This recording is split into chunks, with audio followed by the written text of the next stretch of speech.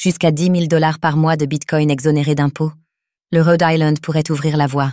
L'État de Rhode Island examine une loi qui permettrait aux résidents de vendre jusqu'à 10 000 $ de Bitcoin par mois sans payer d'impôts d'État. Ce projet, porté par le sénateur Peter Apollonio, marque un tournant de plus vers l'adoption de Bitcoin aux États-Unis.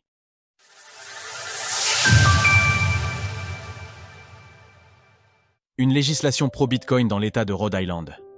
L'un des principaux freins à l'adoption de Bitcoin reste la fiscalité liée à la prise de profit. En France, les gains sont soumis à la flat tax d'environ 30%, obligeant chaque individu à calculer la plus-value réalisée sur l'ensemble de son portefeuille au moment de la cession des BTC. Un véritable cauchemar administratif, qui pourrait également devenir une arme redoutable contre Bitcoin et ses utilisateurs. Un simple durcissement de la fiscalité suffirait à dissuader de nouveaux entrants ou à sanctionner sévèrement ceux qui commettent des erreurs dans leurs déclarations. L'État américain de Rhode Island semble déterminé à lever ces obstacles en proposant une exonération d'impôts sur les plus-values réalisées en Bitcoin, dans la limite de 10 000 $ par mois. C'est dans la proposition de loi S-450-1 que le sénateur Peter Apollonio introduit ce changement majeur dans la fiscalité appliquée au Bitcoin.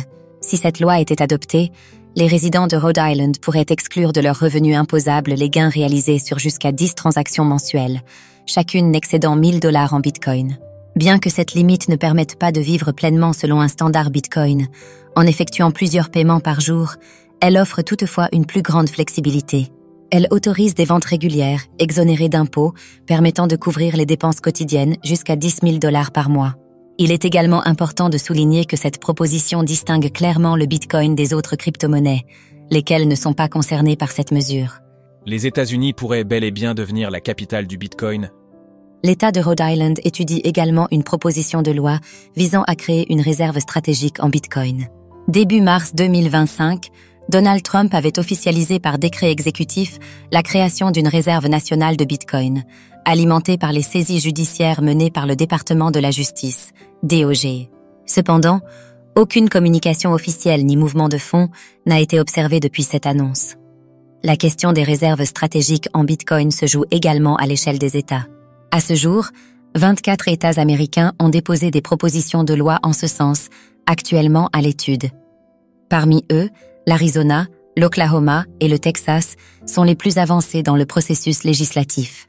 D'autres initiatives législatives concernant Bitcoin sont également en discussion à travers le pays.